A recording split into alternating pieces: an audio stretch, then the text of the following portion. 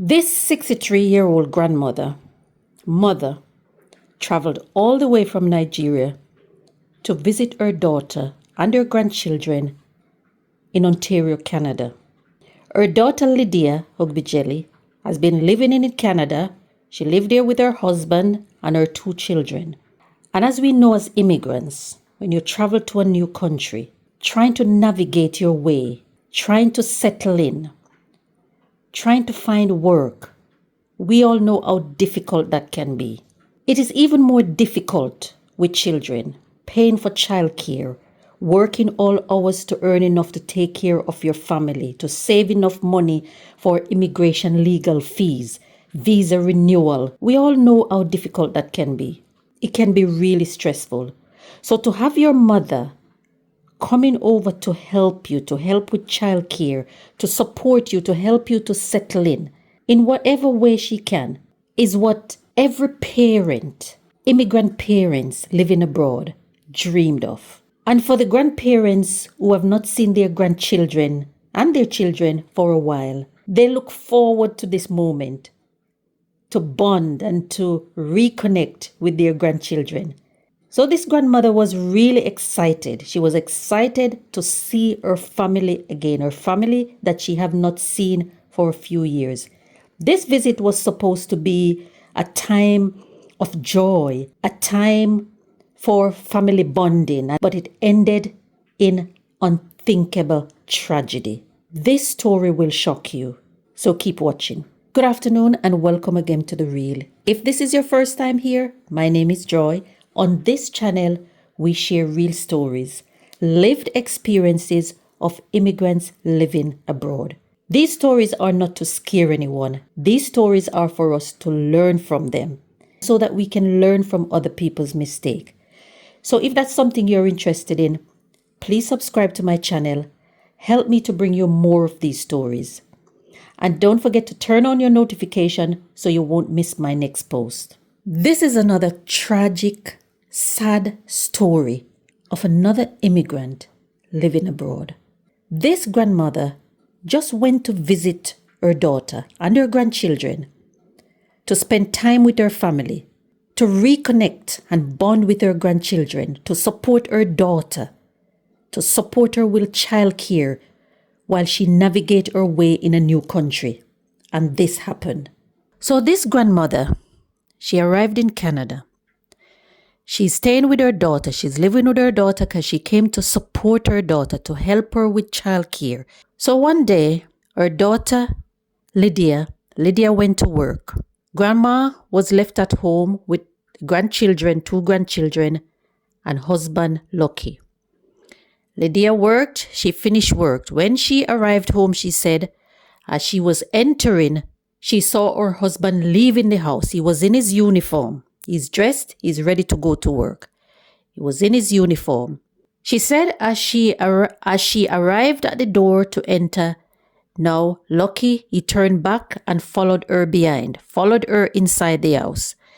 Oh, she said, are you not going to work? He told her, I have resigned from my job. Lydia said, oh, why did you resign? When did that happen? This is the first time Lydia is hearing that. So she was surprised. Before he could respond, he started stabbing her. She said he was stabbing her to kill her. He was stabbing her in the chest, in the arm, in the stomach. He was stabbing her multiple times. He wanted to kill her. But Lydia managed to escape. She ran outside. Neighbors now called the police. When the police came, they saw Lydia outside with multiple stab wounds. She was bleeding. So they called for an ambulance. Lydia now told the police, my mom is inside. Where is my mom? I left her inside the house. My 2 children is inside the house. When the police entered the house, they were shocked with what they saw. What they did not expect to see was Lydia's mom lying on the floor, lifeless, in a pool of blood. She was stabbed multiple times. She was stabbed by her son-in-law. They tried to revive her at the scene, but sadly, she was pronounced dead. Luckily, the 2 children were not injured. By this time, Lucky had disappeared. He ran away from the scene. Lydia was rushed to hospital and she was treated for her injuries. Luckily, her injuries are not life-threatening and the children were taken into safety. After fleeing the scene, the 36-year-old Lucky Ogbejiele was found 12 hours later. He was found 12 hours later in a wooded area of Alder Street with injuries that appeared to be self-inflicted. So reports are saying that he tried to commit suicide. So he was taken into custody. He was arrested and taken into custody without incident. So he did not resist arrest. I think by then he realized what he had really done. He did not resist arrest. He was taken into custody without incident. He was also taken to hospital for treatment for his own injuries. This man stabbed his mother-in-law to death. He also stabbed his wife multiple times. Luckily, she survived. And luckily, the children were unharmed. No one really knows what led up to this. Some people are saying that the marriage was already in trouble. There was other reports of domestic violence in the past. But no one knows what triggered this man to take up a knife and stab his mother-in-law to death and attempt to kill his wife as well. No one knows. Investigations are ongoing. The police said they're still trying to piece the puzzle together to see if they can find what could have caused him to do such a thing. Was this a case of domestic violence which has gone terribly wrong?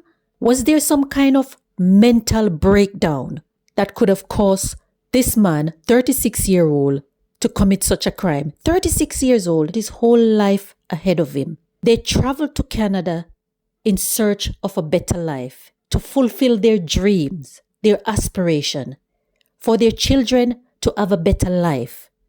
And it ended like this.